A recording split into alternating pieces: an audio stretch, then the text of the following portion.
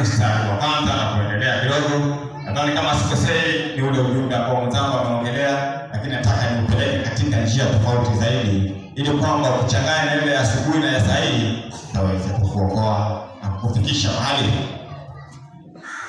Bwana Yesu asifiwe. Haleluya. Kiwezekana ukipunguzia bezi hapo nakushukuru sana. Maandiko yanasema basi Naamani, jemedari wa jeshi la mfalme wa Shamu, alikuwa mtu mkubwa mbele ya wanawake na mwenye kuheshimiwa, kwa sababu kwa mkono wake Bwana alikuwa amewapa Washamu kushinda. Tena alikuwa mtu hodari wa vita, lakini alikuwa mwenye ukoma. Bwana Yesu asifiwe. Nataka kuongelea kuhusu ukoma. Bwana Yesu asifiwe. Maandiko yanasema kwamba Naamani alikuwa ni jemedari wa jeshi la mfalme wa Shamu. Na maandiko yanasema kwamba Bwana alikuwa amewapatia Washami ushindi katika kila vita walivyovienda au walivyoviendea. Bwana Yesu asifiwe. Na si Bwana mwingine, huyu Mungu wa mbinguni ambaye ni Mungu wa Israeli. Bwana Yesu asifiwe.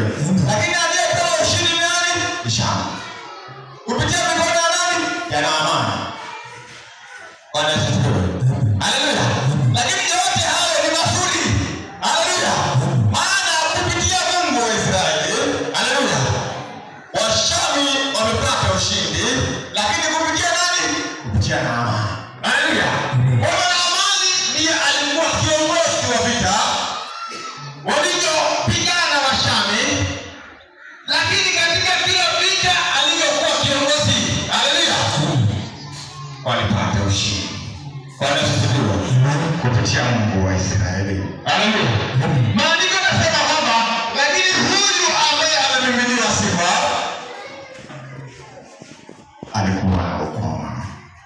Bwana asifiwe. Haleluya. Huyu aliyemiminiwa sifa alikuwa ni mtu mwenye ukoma. Bwana asifiwe. Haleluya. Ndivyo ninayosema hivi. Huu kama unaongelea mahali hapa, katika huu ulimwengu tunaoishi na hii, kukutana na mtu mwenye na ugonjwa wa ukoma si rahisi. Bwana Yesu asifiwe. Haleluya. Lakini huu kama tunaongelea ni hali ya kama disability, hali ya mapungufu fulani katika maisha yako.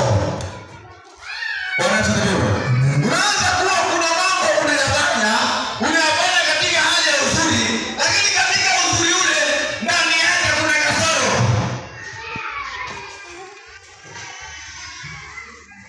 Bwana Yesu asifiwe. Haleluya.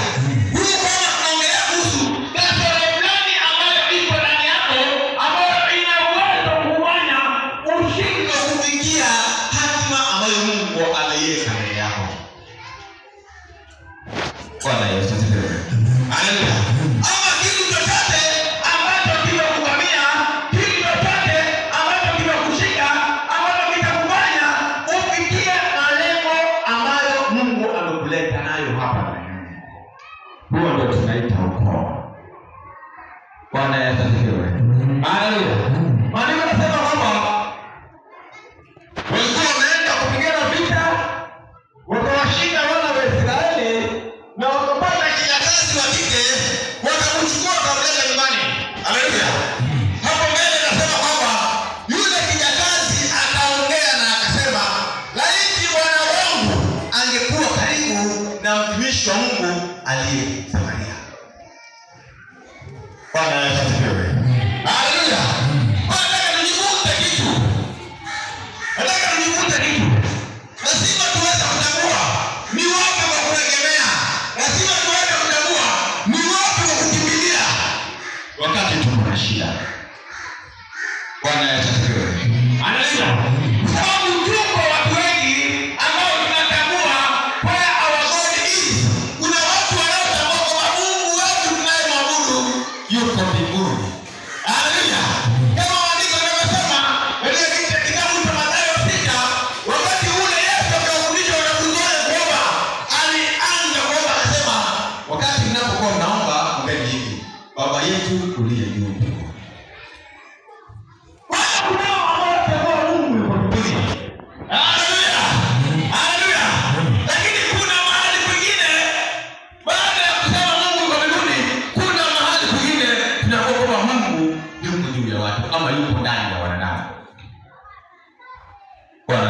asifiwe.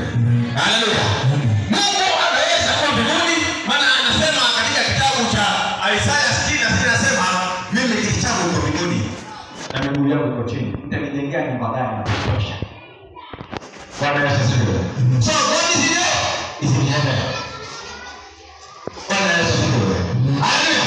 Lakini kuna mahali mwingine anasema kwamba Mungu anakaa ndani yetu, ama Mungu yuko ndani ya wanadamu. Bwana Yesu asifiwe. Haleluya. Na kwa sababu hiyo, wakati Mungu yuko ndani ya wanadamu, ndipo anampatia uwezo wanadamu wa kutenda miujiza na ishara. Bwana Yesu asifiwe. Yule ishara zinazofanyika mahali, si wanadamu anayetenda mambo yale, bali ni Mungu ambaye ameachilia kibali, ameachilia uwezo, ameachilia mamlaka ndani ya wanadamu, ili kwamba wanadamu wakitenda utukufu urudi kwa Mungu. Bwana Yesu asifiwe. Haleluya. Haleluya.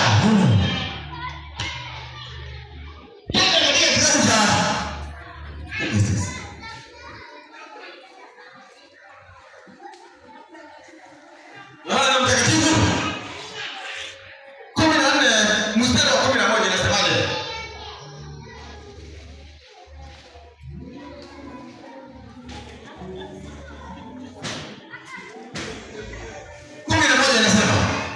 Mnisadiki ya kwamba mimi ni ndani ya Baba na Baba yu ndani yangu.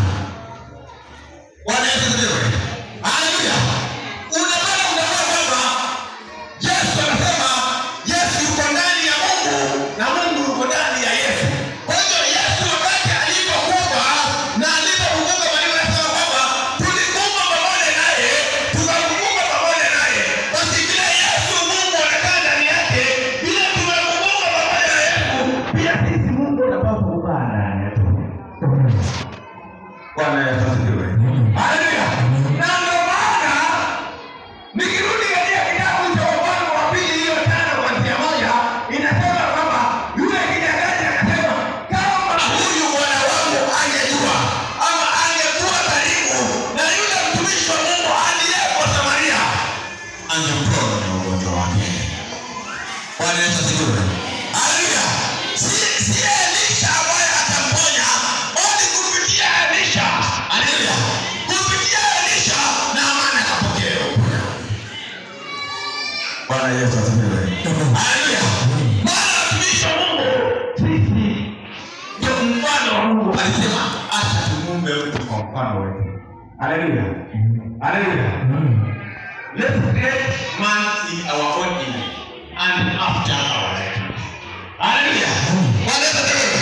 Ndipo sisi tulio wanadamu tuko katika mfano wa Mungu, na kwa sababu tunamtumikia Mungu, Mungu anasema sisi ni warithi pamoja na Kristo. Yaani sisi ni wana wa Mungu. Yaani wakati mtumishi anapotembea, Mungu ametembea. Wakati mtumishi ametamka, ni Mungu ametamka. Ili kwamba ninayoyatenda utukufu urudi mbinguni. Bwana Yesu asifiwe. Haleluya. Na niko na sababu ninakuja Mungu hili. Nataka nikwambie kwamba Elisha alikuwa nabii nafasi ya mtumishi mwingine.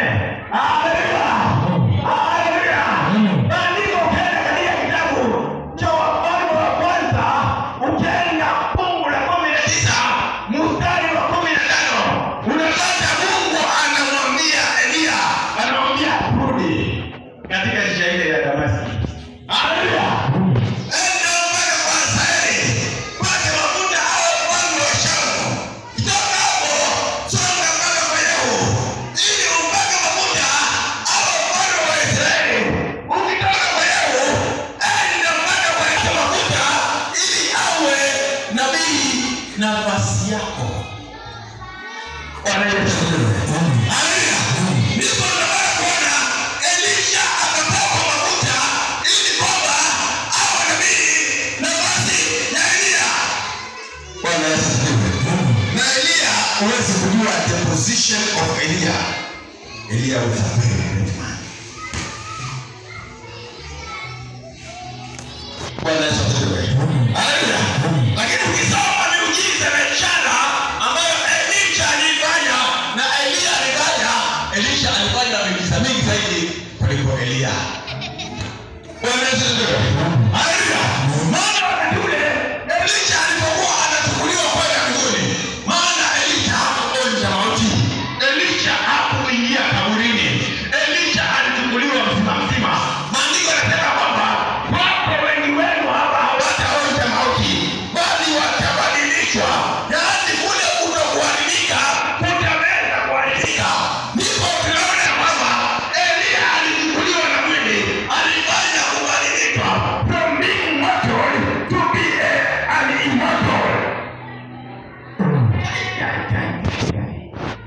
Watu hawanielewi. Wengine hata wanasinzia serious. Haleluya. Bwana Yesu asifiwe. Haleluya. Wakati ule anakuchukuliwa, alimwambia Elisha, ninaenda kuchukuliwa, omba chochote utakacho nikupe. Haleluya. Haleluya. Yaani mtu anajua kwamba masaa anaenda kuchukuliwa. This person was very great. Bwana Yesu asifiwe. Haleluya.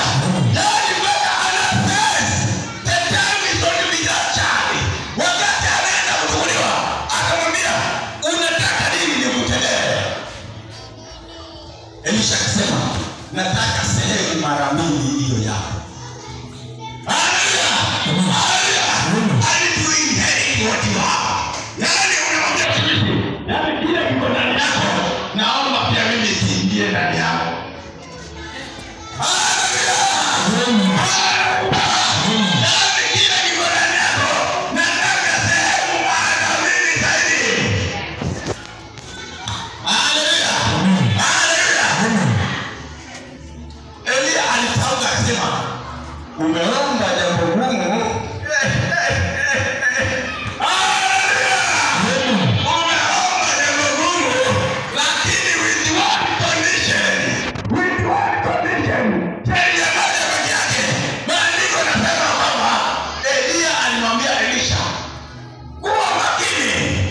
Ukiniona nikichukuliwa itakuwa yako. Lakini ukikosa hatua moja pekee yake ya kuniona, imeenda. Haleluya. Haleluya. Yaani ukiniona ninapokotwa, ukiniona ninapopaishwa, ukiniona ninapopandishwa kwenda mbinguni, basi ni yako. Kosa kuniona. Haleluya. Watu wanasema forget about it. Haleluya. Haleluya. Ndipo tunapata kujua kwamba lazima tutambue ni wapi wa kukimbilia. Wakati umeshikwa na kwamba ni wapi wa kuenda. Wakati umeshikwa na matatizo ni wapi wa kukimbilia. Lakini si kwamba lazima utambue Mungu atasababisha. Haleluya. Haleluya. Mungu atasababisha. Ataleta divine connectors. Ataleta divine connectors. Wale watu wa kuunganisha katika kiroho. Utaunganishwa na madhabahu. Maana kuna mtu ambaye ameleta mahali hapa ambaye atakuwa msaada kwa familia yake. Bwana Yesu asifiwe. Haleluya. Ile shida inawasumbua miaka mingi. Haleluya. Haleluya.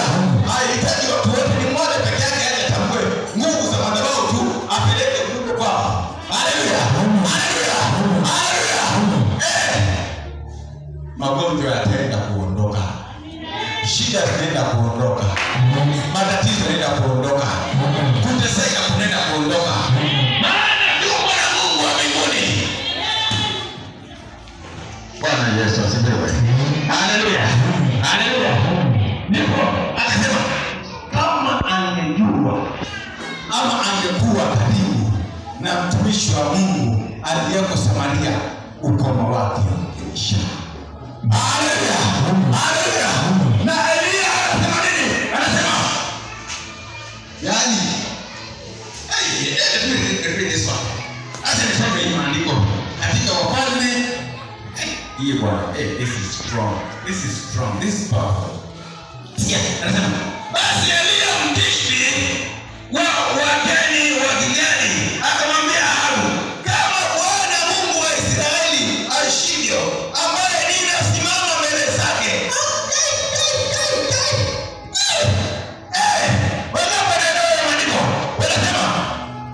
Elia akamwambia Ahabu, kama Bwana Mungu wa Israeli aishivyo, kama Bwana Mungu wa Israeli aishivyo. Nataka nikuonyeshe position of Elia katika Bwana Mungu. Haleluya.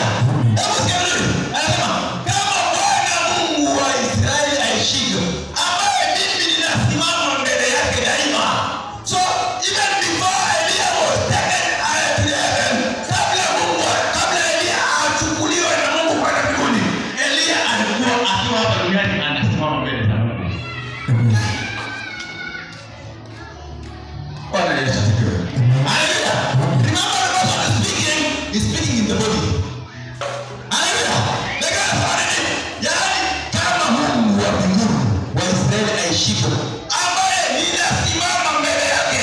Haleluya. Na hicho kitu kinachoongea kiko ndani ya Elisha. Kwa nini ukoma uendelee kukaa? Bwana Yesu asifiwe. Haleluya.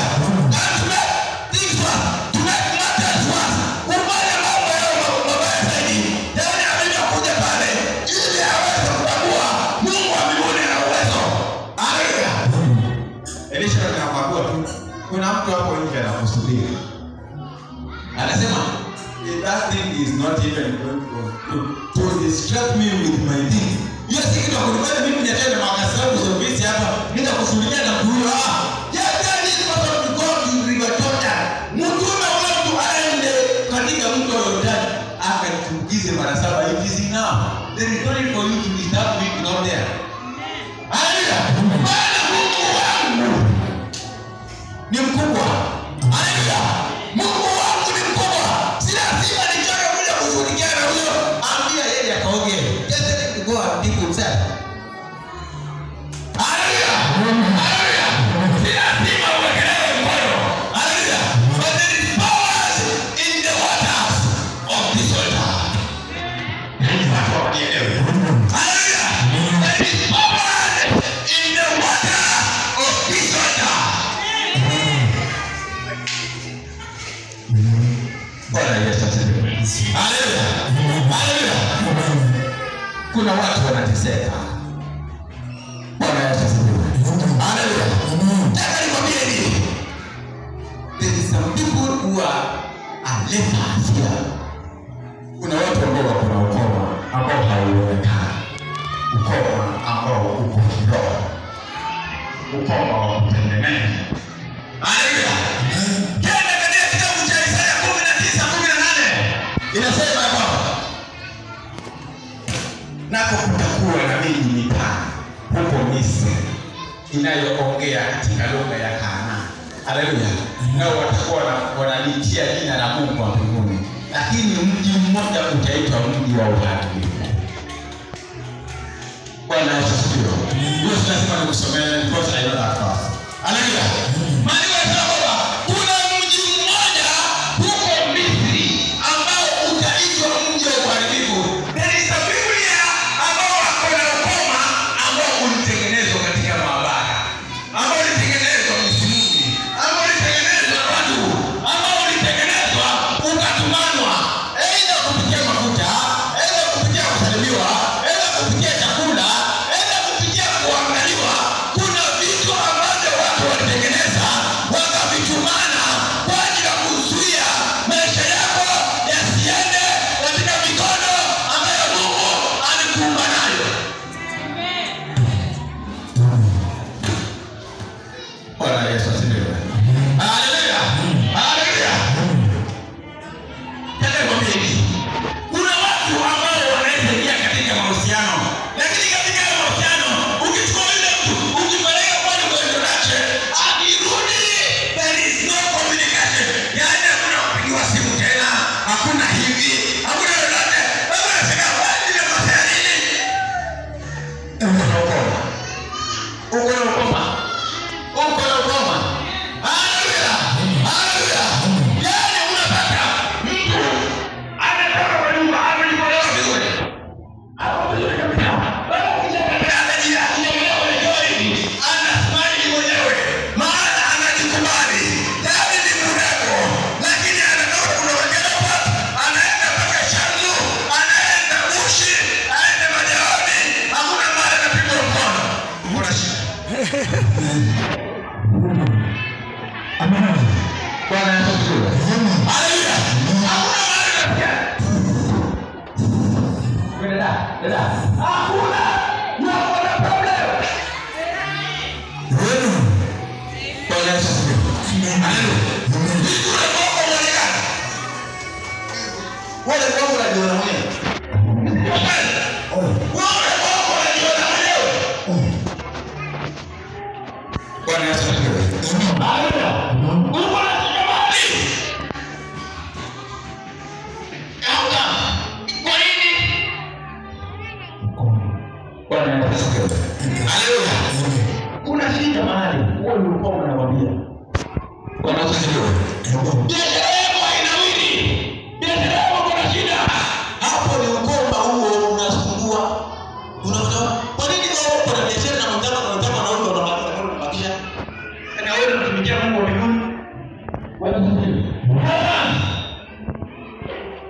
Bwana asifiwe.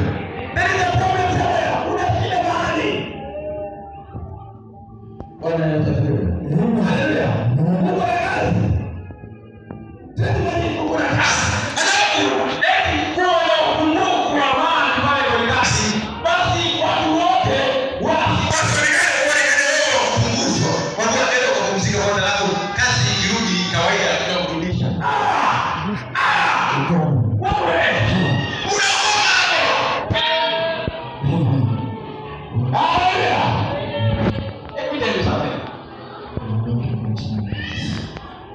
Mwaka wa 2010 iliandikwa kazi pale Bamburi, si mbali pale Bamburi ya petrol station.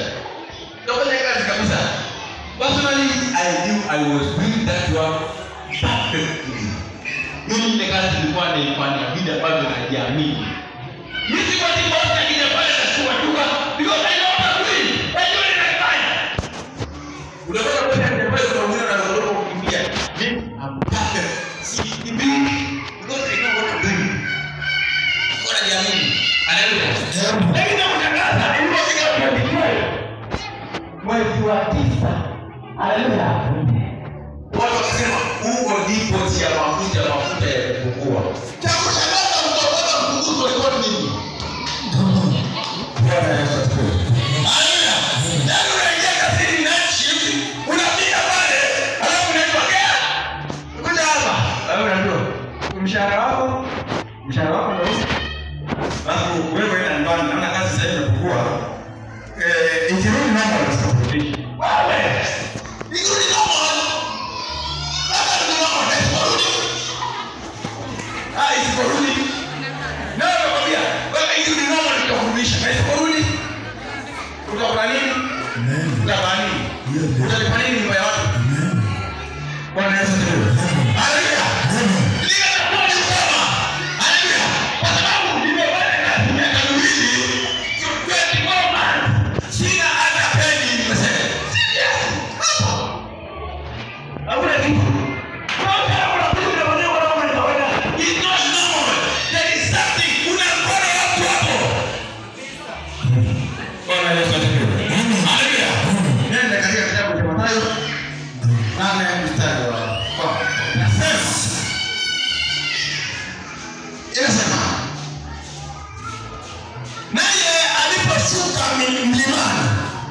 Makutano mengi walimfuata na tazama akaja mtu mwenye ukoma akamsujudia akasema, Bwana ukitaka waweza kunitakasa. Yesu akanyosha mkono akamgusa akisema, nataka takasika, na mara ukoma wake ukatakasika. Bwana asifiwe. Haleluya.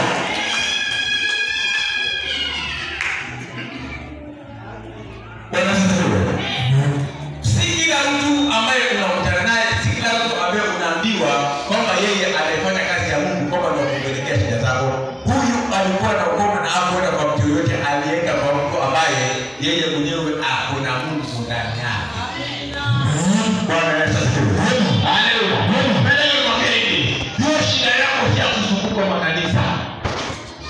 Haleluya. Hiyo shida yako ya kuzunguka makanisa, hiyo shida yako na kufungua moyo wako,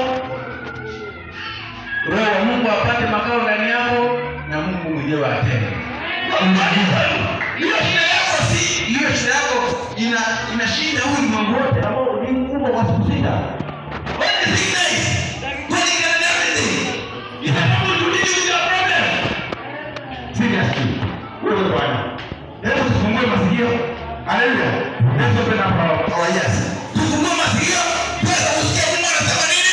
Tukaenende sawasawa mapenzi ya Mungu yalivyo. Wakati wako umeenda, nipenda kuachia hapo. Na kama unabarikiwa, acha Mungu akubariki sana.